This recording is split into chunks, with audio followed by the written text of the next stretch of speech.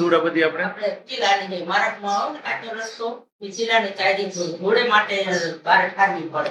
બગડે નહીં મગ, આમાં મટકું ના પડે, હળે નહીં. પાછળ રંગત માટીમાં માટી પડે ને કોઈ દિવસ કાંઈ થાય જ નહીં. એટલે મિત્ર આપણે બતાવો થાય ભરી. જો પેલા ધૂળનો ને એક મગનો. લેજો એક ધૂળ થોડી ધૂળ લઈ લેવાની. હલો મિત્રો, બધાને જય દ્વારકાધીશ. મિત્રો આજે આપણે આવી ગયા છીએ જુનાગઢે.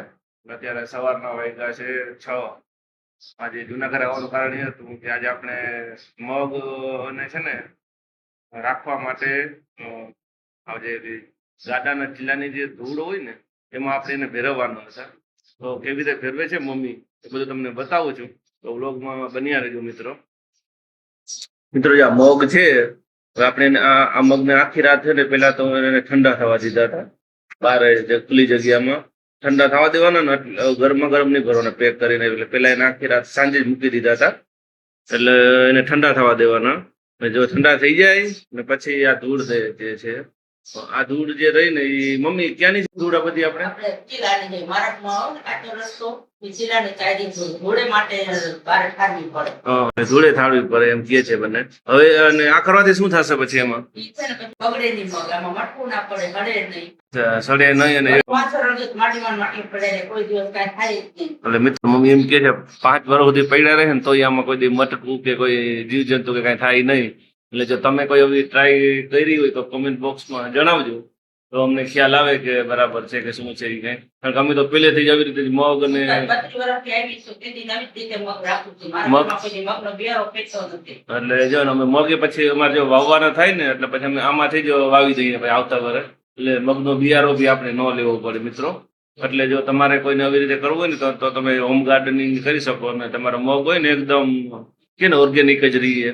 એટલે આમાં કોઈ દી મટકા ન પડે. એટલે આમાં જો કઈ નુકસાન બી ન થાય. એટલે મિત્રો તમે બી આવી રીતે કરજો. તો હવે જો મમ્મી આ ધૂળ છે ને પછી મમ્મી કેવી રીતે ડબ્બામાં મૂકવાની આપણે બતાવો. જો પેલા લેજો એક ધૂળ થોડી ધૂળ લઈ લેવાની. આવી રીતે ડબ્બામાં દેખાશે નહીં મિત્રો. થોડી ધૂળ લઈ લેવાની 4 વાર. પછી આટલા આવી રીતે મિત્રો જો પાછા મગ લેવાના. થોડો ધૂળનો ને એક થોડો મગનો. એટલે એવી રીતે મૂકતા જવાના. એટલે એમાં બધે જ દટાઈ જાય. હવે પાછી ધૂળ લેવાની. હવે આ ધૂળની થાળી ભરી લેવાની. એટલે ઠંડુ ઠંડુ હોય ને એટલે એમાં ક્યાંય મટકા કે કઈ પડે નહીં મિત્રો. આ બધા દેશી આપણે જૂના જમાનામાં બધા કરતા મમ્મી ને દાદી ને બધા બા ને. એટલે મમ્મીને એવું કરે છે આ. ચાલો આપણે બતાવીએ કે મગને કેવી રીતે સાચવાય કે મટકા કઈ કઈ પડે નહીં.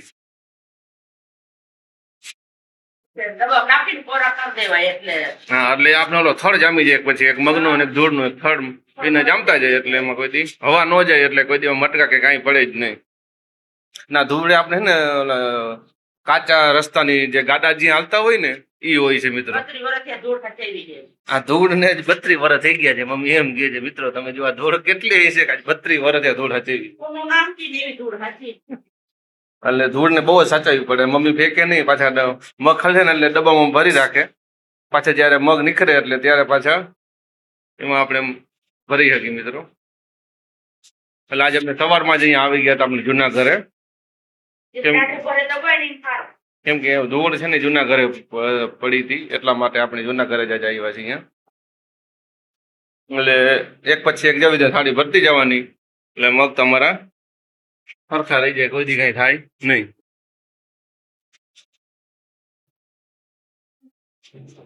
મિત્રો તમને આ વ્લોગ કેવો લાગ્યો છે કમેન્ટ બોક્સમાં અવશ્ય જણાવજો. અમારો વિડીયો ગમતા હોય તો લાઈક કરજો ને શેર કરી લેજો મિત્રો. અને ચેનલ પર નવા હોય તો સબસ્ક્રાઇબ કરી લેજો.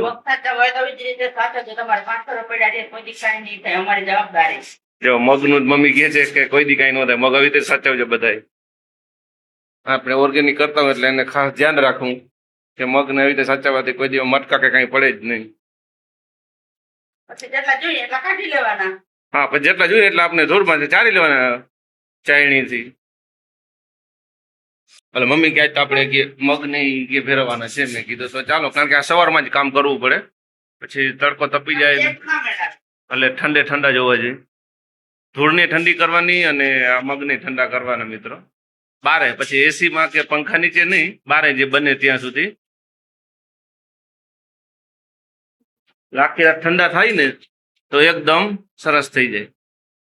જો એ રીતે એક પછી એક મમ્મી હમણાં ડબ્બો ભરાઈ જશે. આપણે 2 ડબ્બા ભરવાના છે. 2 ડબ્બા સમજે, વધશે તો બીજો નાખજો. 2 ડબ્બા કરતા વધશે હું કહે છે.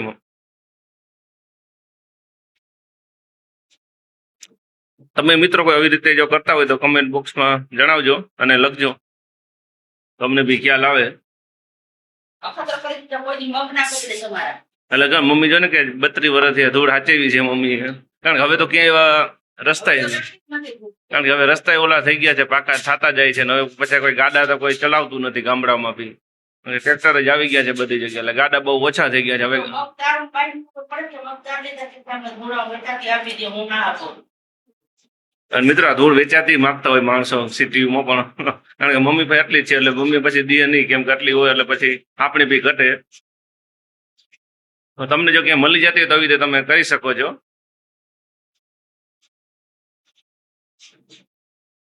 એટલે મગ સાચવવાની આપણી દેશી રીત છે મિત્રો, ગામડાની.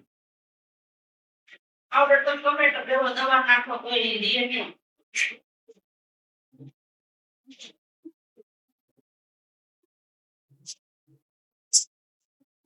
હવે આપણે જો એક ડબ્બો તો ભરાવા આવ્યો છે. તો માટીનો ભાગ છે ને હવે જો નાખો મગ. આવી રીતે આ માટી થઈ ગઈ, હવે નાખી દઈએ એટલે આવી રીતે નાખતા જવાના. હવે મગ ને હા આપણે આ મગ રહી ગયો, હવે પછી એને માટી પડી ગઈ.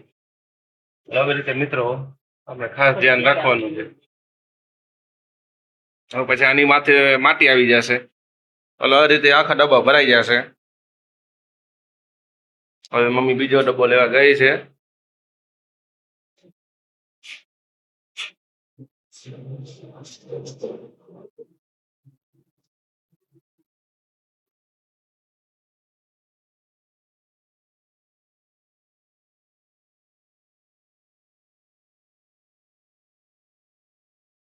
મિત્રો આજે આ ગામડાની સવાર હોય છે. ફરિયામાં જે ઝાડવા હોય આપણે મીઠા લીમડા મોટું બધું ઝાડવું છે. મમ્મી બીજી થોડું લેવા. આવી રીતે મિત્રો તમે કરજો, તમારો મગ કોઈ દી બગડશે નહીં. આપણે મગ સિવાયમાં બીજા કઠોળ છે એવી રીતના કરી શકીએ. બધા જો કઠોળ જેટલા રહ્યા ને એને આપણે આવી રીતે કરી શકીએ મિત્રો. ચોરી કે ગમે તે, એટલે આપણે કઠોળ કોઈ બી હાલે જો આવી રીતે તમારે સાચવવું હોય ને તો. એટલે મિત્રો તમે ઘરે કરજો, જો ન કરતા હોય ને તો તમારા અનાજ કે કાંઈ કોઈ વસ્તુ બગડશે નહીં.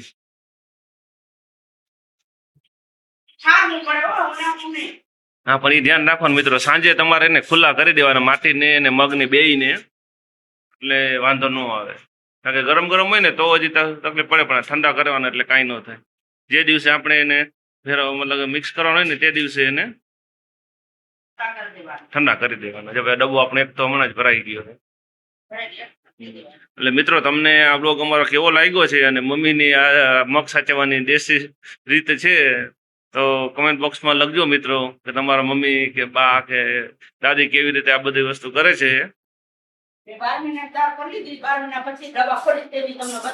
હવે આ ડબ્બો આપણે 12 મહિના પછી ખોલવાનું છે મિત્રો, જયારે આપણે આવતા વાવવાનું થશે ત્યાં, મતલબ વાવવાના થશે ત્યારે, અથવા તો જયારે આપણે જરૂર પડે. 12 મહિનાથી આપણે રાખી દીધું છે બધું કરીને. હવે ઉતારણી પછી ખોલવાનું કહે છે મમ્મી. જો કારણ કે અમે ઉનાળુ મગ વાવી છે એટલા માટે. આપણે ચોમાસે નથી વાવતા, ઉનાળે જ મગ વાવી છે.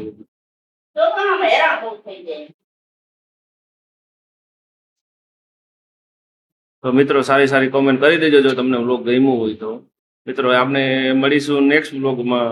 ત્યાં સુધી જય જવાન જય કિસાન, રાધે રાધે. મિત્રો ને તમારા સપોર્ટની અમને જરૂર છે એટલે અમને સબસ્ક્રાઇબ કરી લેજો મિત્રો, નવો નવો સપોર્ટ આપતા રહેજો. અને મિત્રો જો છેલ્લું જે થડ આવે ને એ આપણે છે ને શું કહેવાય, માટીને રાખવાનો, નવી રીતે દાબી દેવાનો, એટલે જેથી કરીને એમાંથી હવા કે કાંઈ હવા ન જાય. એટલે છેલ્લો જે થડ કરીને આપણે માટી નો કરવાનો, નવી રીતે આમ દાબી દેવાનું. એટલે ખાસ ધ્યાન રાખવાનું મિત્રો. લાવો આપણે ડબ્બન જે છેલ્લો હોય આપણે બતાવી દઈએ કેવી રીતે થાય છે. હવે આને પેક કરી દીધો. હવે છે આપણે એને હોળી પછી ત્રણે ખોલવાનું છે હવે. એટલે ત્યાં થઈ ગયું છે એનું પેકિંગ મિત્રો. આવી રીતે છે. હવે આપણે આનો બીજો ડબ્બો ભરી લેશું. મિત્રો આપણા જેવા મગ એટલા રહ્યા છે અને આ આપણો બીજો ડબ્બો છે. જો આ એક ડબ્બો તો આપણે ભરી લીધો અને બીજો ડબ્બો આવી રીતે સરખા કરીને દબી દેવાનો. એટલે તમારે આ 5 વર્ષ સુધી રાખવાને તો મગ રહીએ. ખોલવાના નહીં બને ત્યાં સુધી. અને ધૂળ માથે રહેવી જોઈએ. તમે જયારે કાઢો ને ત્યારે ખાસ ધ્યાન રાખવાનું. આપણે 2 ડબ્બા ભર્યા છે.